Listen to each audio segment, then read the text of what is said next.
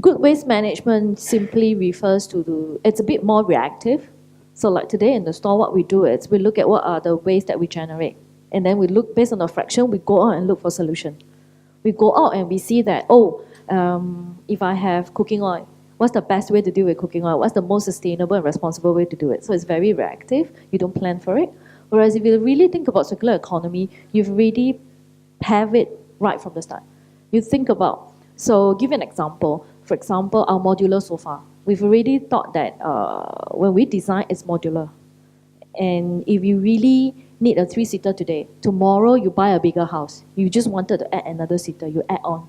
Or when you decide to downsize, you want to remove again, that sofa itself can be, whether if it's in good condition, can be resold on the market for other people. So it's about that well-thought, proactive in trying to manage and estimate how the waste should be managed versus a reactive one where you go and look for solution.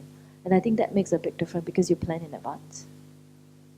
I have a very short and simple answer because it's already in the way you phrase it. You talk about waste management, and what we're talking about is resource system design, basically. So if you talk about waste management, you forget about the whole world that comes first.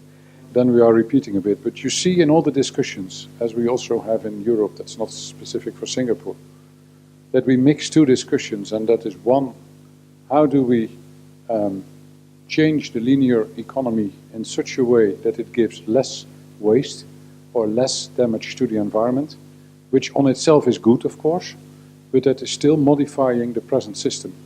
And we have in the meantime the belief that if we do so, we do not end up in a final solution.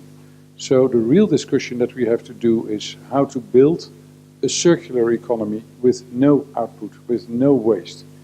And that is another way of thinking. And I see in all the discussions, also by myself, that you mix the two of them because it sounds like environment and it sounds like sustainable, but circular economy in its basic thinking is something else than linear economy, changing a little bit in the proper direction.